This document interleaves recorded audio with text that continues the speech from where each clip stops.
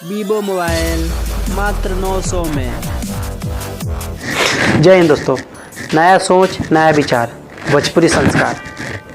जैसे लोग मालूम हमारा नाम राजा, पिछला 10 साल से हम बिजनेस मानी ओकरे दम पर बहुत ही बढ़िया बिजनेस आइडिया लेके आवत रहनी। काहे कि हम चाहे हमनी के भोजपुरी समाज बिजनेस करो ना कि केहू के नौकरी करो। तो आज के बिजनेस आइडिया भाई मात्र 900 में वीवो को मोबाइल ली। अब बहुत ही बढ़िया बिजनेस आइडिया बा। जैसे कि लोग मालूम है हम ज़्यादा पैसा लगावे वाला बिजनेस हम ना लेके आवनी, बहुत ही कम अमाउंट में कम पैसा लगा के अच्छा कमाई करे वाला बिजनेस लेके आवनी। तो आज के बिजनेस आइडिया ये बा कि वो मोबाइल पुराना खरीदी आसपास में सेल करे। जैसे बहुत ऐसा हमारे भाई बड़े लोग जरा लगे पैसा ना हो पावेला, लेकिन उन लोग के चाह रहेला कि हम टच वाला मोबाइल चलाएं।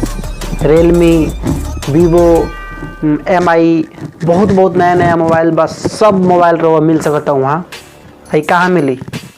बंगाल में बहुत ही सोनू भाई के होलसेल दुकान बा। लेकिन वहाँ जौन भी पुराना मोबाइल बा थोड़ा सा भी टूटल रहेला और में कोनो ऐसा दिक्कत ना रहेला ज़्यादा। ई ना कि पूरा ख़राब हो गई बा, ऐसा कोनो बात नहीं है। बहुत ही जेनविन मोबाइल लोग के मात्र 900 से चालू बा। 900, 1000 रुपया, 1100, 1200, 1300 इस टाइप से मिली।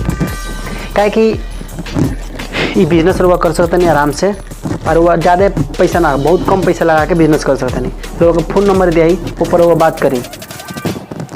अब बात करके हर चीज़ के रोबो जानकारी ली। हाँ, जैसे अगर वो चाहता नहीं कि बिजनेस नहीं करे के तो वो एगो मोबाइल भी मंगा सकते नहीं। एगो मोबाइल के रुआ आराम से मंगा सकते नहीं। सेकेंड हैंड मोबाइल मंगाई, फर्स्ट क्लास चलाई, बहुत ही बढ़िया बा। अगर वो बिजनेस करे चाहता नहीं तो और ही अच्छा बा कि वो बहुत कम पैसा लगा के बढ़िया पैसा कमा सकता नहीं। मात्र 900 में वीवो ले आई, रियलमी ले आई, MI ले आई, हर मोबाइल रोवा के मिली। भंडार अब मोबाइल के भंडार। तो वो जैसा मोबाइल चाहता नहीं वैसे रोवा के मिली। एप्पल के भी मिली मोबाइल मात्र 3000 में। एप्पल के मोबाइल मात्र 3000 में। तो आई होप कि रोवा के बिजनेस आइडिया ये वीडियो अच्छा लागल हुई। नेक्स्ट वीडियो में मिलल जाई एक से बढ़िया बिजनेस आइडिया लेके। बाकी रोवा के दिखावल जाता वीडियो में, रोवा देखी बहुत ही बढ़िया एक से एक मोबाइल और बिल्कुल नया लगी। रोवा के बुझाई लगे पुराना हो, बिल्कुल नया लगी। ये रोवा सोचे तो हम कि पुराना मोबाइल हो, पुराना खाली ना रही, बिल्कुल नया लगी। रोवा का पता ना चले कि नया है कि पुराना हो।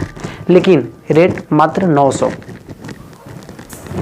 तो रोवा खुश हो गए लोग हम ये वीडियो देख के। अगर रोवा के चाह बा आस बा कि ये वीडियो देख के हम वहाँ से मोबाइल मंगाई, चाहे जाके मिल के हम मोबाइल लिया के बेची सेकेंड हैंड। तो रोवा आई होप कागज़ के साथ में लगी। रोवा के पुराना मोबाइल भी दिया कागज़ के साथ में, ना कि डुप्लीकेट काम, ना जेनविन काम। रोलून की लागी ना कि पुराना मोबाइल है। देखी भंडार बा, मोबाइल के भंडार बा, बिल्कुल नया लगी। जेनविन मोबाइल पूरा डब्बा में कार्टून में पैक बा। Genuine mobile, second hand mobile बेची लाखों कमाई। हाँ, ये कौनो भी ऐसा लोकल काम नहीं है, कागज के साथ में ली। मात्र 900 से चालू बा।